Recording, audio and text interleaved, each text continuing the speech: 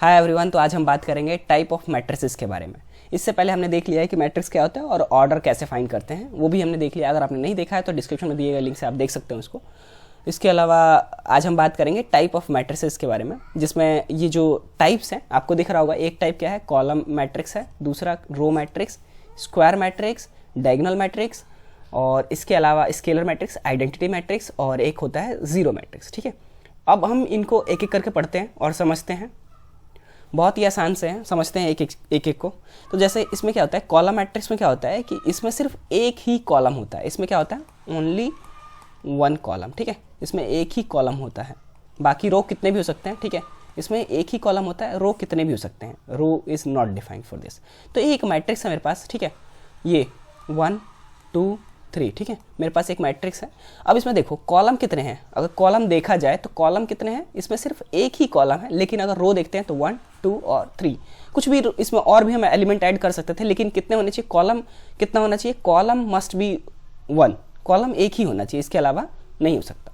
Same ऐसा ही है जो रो मैट्रिक्स है। रो मैट्रिक्स में क्या होता है कि हमारे पास सिर्फ एक ही रो होना चाहिए, ओनली 1 रो। मतलब कि हमारे पास एक मैट्रिक्स हम ले लेते हैं जिसमें नंबर ऑफ कॉलम्स कितने भी हो सकते हैं, जैसे 1 2 3 4। ठीक है, अब अगर देखा जाए यहाँ पर, तो अगर कॉलम देखते हैं, यहाँ पर कॉलम देखते हैं तो ये एक कॉलम है, ये एक कॉलम है, ये एक कॉलम है और ये एक कॉलम है। ठीक है, तो आपको दिख रहा होगा 4 कॉलम दिख रहे हैं। बट अगर रो वाइज देखें, हॉरिजॉन्टल देखें, तो हमारे पास सिर्फ एक ही चीज़ दिख रही है, मतलब एक ही रो है हमारे पास।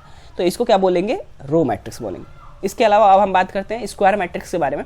स्क्वायर मैट्रिक्स में क्या होता है, अब हम ऑर्डर की भी बात कर लेते हैं। देखो, अगर कॉलम मैट्रिक्स में अगर ऑर्डर की बात करते हैं, इसमें ऑर्डर कितना होगा। देखो, इसमें ऑर्डर तो एक चीज़ तो फिक्स है। अगर मान के चलो इसमें नंबर हम मान के चलते हैं, इसमें कॉलम में कितने रोज होते हैं, रोज नॉट डिफाइंड, मतलब रोज हम मान लेते हैं कि इसमें कितने हैं, n है। ठीक है, और इसमें कॉलम कितना होगा, कॉलम होगा 1।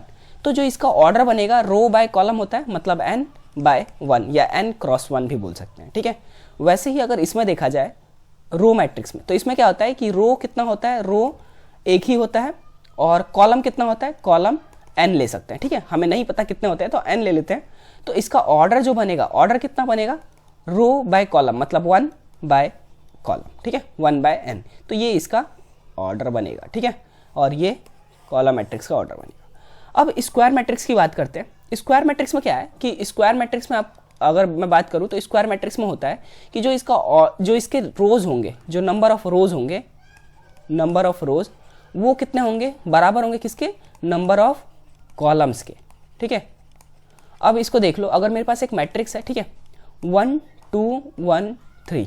ठीक है, अब इसमें अगर देखा जाए तो इसमें रो कितने हैं, रो भी 2 है। ठीक है, नंबर ऑफ रोज की बात करते हैं तो रोज 2 है, और कॉलम्स कितने हैं, इसमें कॉलम्स कितने हैं, वो भी 2 है। तो जहां भी रो और कॉलम बराबर हो जाते हैं उनको क्या बोलते हैं, स्क्वायर मैट्रिक्स बोलते हैं। ठीक है, तो इसका ऑर्डर क्या होगा, मान के चलो इसमें नंबर ऑफ रोज कितने हो सकते हैं, वो कुछ भी हो सकता है n, और नंबर ऑफ कॉलम कितना हो सकता है, वो भी n ही होगा। तो इसका जो ऑर्डर बनता है, ऑर्डर कितना होगा, n बाय n बनेगा। ठीक है, समझ में आ रहा है। इसमें ऑर्डर कितना, मतलब रोज कितने भी हो सकते हैं, लेकिन जितना भी रोज होगा उतना ही कॉलम होगा। अगर n रोज है तो n ही कॉलम होंगे। ठीक है,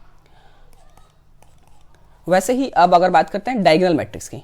अब डायगोनल मैट्रिक्स में क्या होता है कि हमारे पास क्या है कि जो भी एक मैट्रिक्स है, ठीक है, अब हम स्क्वायर मैट्रिक्स के ये टाइप्स है, जो ये डायगोनल मैट्रिक्स है, ये स्केलर मैट्रिक्स है, आइडेंटिटी मैट्रिक्स है, ये क्या है, ये तीनों जो हैं ये स्क्वायर मैट्रिक्स के ही टाइप्स है। ठीक है, स्क्वायर मैट्रिक्स के।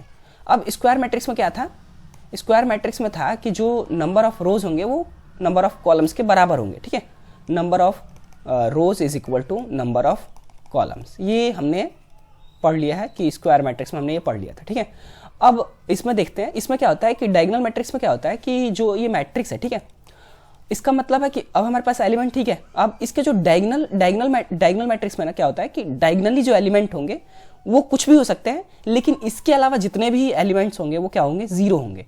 मतलब कि डायगोनल की बात करते हैं, डायगोनल का मतलब होता है i इज इक्वल टू जे वाला पोजीशन। ठीक है, i इज इक्वल टू जे वाला मतलब कि देखो हमने उससे पहले पढ़ लिया है, आपने पढ़ लिया है, अगर नहीं पढ़ा है तो आप डिस्क्रिप्शन में दिए गए लिंक से पढ़ सकते हैं उसे। ये जो डायगोनल होता है, मतलब ये जो पहला एलिमेंट है, ठीक है, ये दूसरा, ये जो डायगोनल वाले एलिमेंट है, ये जो डायगोनली एलिमेंट है, वो डायगोनली एलिमेंट कुछ भी हो सकता है, लेकिन इसके अलावा नॉन डायगोनल एलिमेंट्स जितने भी हैं, ठीक है, देखो इसमें 3 रोज हैं, ठीक है, और कितने कॉलम्स है, 3 ही कॉलम्स है, आपको दिख भी रहा होगा, 3 रोज एंड 3 कॉलम, ठीक है, 1 2 और 3 रोज और 3 कॉलम दिए गए हैं, ठीक है। इसके अलावा जो भी ये डायगनली एलिमेंट्स हैं, डायगनली एलिमेंट्स, ये जो डायगनल वाले एलिमेंट्स हैं ये कुछ भी हो सकते हैं, लेकिन इसके अलावा जो भी एलिमेंट्स होंगे इसमें बाकी सब कितने होंगे, 0 होंगे। समझ में आ रहा होगा।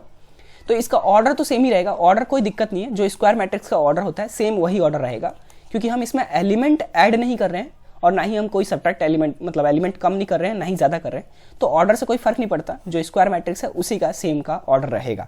बट इसमें जो एलिमेंट्स है, जो एलिमेंट्स आपको दिख रहे होंगे, ये एलिमेंट और ये एलिमेंट कुछ भी हो सकता है, मतलब ये कुछ भी हो सकता है। लेकिन अब सेम इसी टाइप में देखते हैं स्केलर मैट्रिक्स में।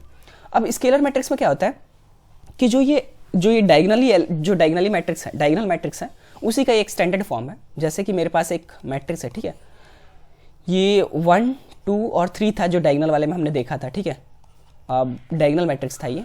लेकिन इसमें क्या था डायगनल मैट्रिक्स में कि ये जो तीनों चीज़ें थी ये डिफरेंट हो सकती हैं, लेकिन अब स्केलर मैट्रिक्स की अगर बात करेंगे ना, तो इसमें क्या होगा कि ये जो डायगनल वाले एलिमेंट्स होते हैं वो सेम होने चाहिए। अगर यहाँ पर 1 है तो यहाँ पर भी 1 होना चाहिए और यहाँ पर भी 1 होना चाहिए।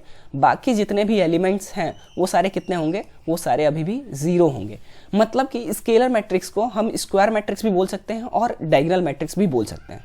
समझ में आ रहा होगा। देखो, डायगनल मैट्रिक्स को हम स्क्वायर मैट्रिक्स बोल सकते हैं और स्केलर मैट्रिक्स को हम डायगनल मैट्रिक्स भी बोल सकते हैं और क्या बोल सकते हैं, स्क्वायर मैट्रिक्स भी बोल सकते हैं, ठीक है। यहां पर ये चीज क्या है कि यहां पर जो भी एलिमेंट्स है, मतलब जो ith वाला एलिमेंट है और jth वाला एलिमेंट है, वो क्या होंगे, बराबर। वो जो एलिमेंट है मतलब सॉरी एक सेकंड, इसको क्लियर ही कर दो। इसमें क्या है कि जो भी एलिमेंट्स होंगे, जो डायगनली एलिमेंट्स होंगे, वो क्या होंगे, बराबर होंगे। सेम अगर आइडेंटिटी मैट्रिक्स में देखते हैं, ये कुछ भी नंबर हो सकता था स्केलर मैट्रिक्स में, यहाँ पर 4 भी हो सकता था, यहाँ पर भी 4 होगा, फिर यहाँ पर भी 4 होगा। लेकिन अगर आइडेंटिटी मैट्रिक्स में देखें तो आइडेंटिटी मैट्रिक्स इन्हीं का एक स्टैंडर्ड फॉर्म है, स्केलर मैट्रिक्स का ही। क्या था कि यहाँ पर क्या हो सकता है कि यहाँ पर बराबर नंबर होंगे, लेकिन आइडेंटिटी मैट्रिक्स में क्या होगा कि जो भी डायगनली एलिमेंट्स हैं वो सेम और सिर्फ 1 ही हो सकता है, इसके अलावा कोई दूसरा नहीं हो सकता। मतलब आइडेंटिटी मैट्रिक्स में केवल डायगनल जो एलिमेंट्स हैं वो 1 हो सकते हैं, इसके अलावा कुछ बाकी जितने भी एलिमेंट्स हैं वो 0 होंगे। मतलब ये फिक्स है आइडेंटिटी मैट्रिक्स में कि ये जो डायगनल वाले एलिमेंट्स हैं वो कितने होंगे, 1 1 और 1 ही होगा, इसके अलावा कुछ नहीं हो सकता। लेकिन स्केलर मैट्रिक्स में क्या था कि यहाँ पर 4 हो सकता है, यहाँ पर भी 4, यहाँ पर 4, अगर यहाँ पर 5 है कहीं भी तो ये सारे 5 होंगे, अगर 6 है तो 6 होंगे, पॉइंट में होगा तो पॉइंट में सारे होंगे, ठीक है। अब जीरो मैट्रिक्स को देखते हैं। जीरो मैट्रिक्स में कुछ नहीं है, जीरो मैट्रिक्स का मतलब है कि जितने भी एलिमेंट्स होंगे वो सारे 0 होंगे। तो इसका ऑर्डर डिफाइंड नहीं होता, ये ऑर्डर कुछ भी हो सकता है, n/2 n/3, इसका कुछ भी ऑर्डर हो सकता है। ये आइडेंटिटी मैट्रिक्स भी नहीं होता, ये स्क्वायर मैट्रिक्स भी इसे नहीं बोल सकते, कुछ भी हो सकता है। तो इसका ऑर्डर हम अपने अकॉर्डिंग चूज कर लेते हैं, ठीक है, ऑर्डर अपने अकॉर्डिंग चूज कर सकते हैं, ठीक है। और इन सब का स्केलर मैट्रिक्स का ऑर्डर भी कितना होता है, स्क्वायर मैट्रिक्स के बराबर ही होगा, मतलब n/n ही होगा, क्योंकि जो नंबर ऑफ एलिमेंट्स हैं वो कोई दिक्कत नहीं है, वो चेंज नहीं हो रहे हैं, ना ही हम घटा रहे हैं हटा रहे हैं, तो हमें कोई दिक्कत नहीं है। लेकिन आइडेंटिटी मैट्रिक्स में भी ऑर्डर सेम ही रहेगा, हम ना ही एलिमेंट को चेंज कर रहे हैं, ना ही घटा रहे हैं, ना ही बढ़ा रहे हैं एलिमेंट को, तो ऑर्डर n/n ही रहेगा। लेकिन जीरो मैट्रिक्स का ऑर्डर डिफाइंड नहीं है, क्योंकि हम कुछ भी बना सकते हैं। ये एक मैट्रिक्स है जिसमें 0 0 0 0, ठीक है, ये एक स्क्वायर मैट्रिक्स मतलब n/n का हो गया। लेकिन मैं अगर इसी को 0 0 0 0 0 0 0 कर दूं ऐसे, तो ये भी एक जीरो मैट्रिक्स है। जीरो मैट्रिक्स का ऑर्डर हम अपने हिसाब से चूज कर ले। तो बस आज की वीडियो में बस इतना ही। Now thanks for watching.